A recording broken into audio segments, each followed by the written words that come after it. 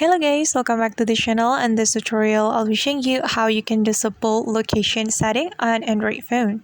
Alright guys, let's get into it. First of all, go to your settings application on your Android phone, and then after that you have to scroll down your screen until you find the location setting. Just keep scrolling until you find it, and this is the location setting, and I'm going to tap on it. And since we want to disable the location setting, we just need to click on the circle button, guys.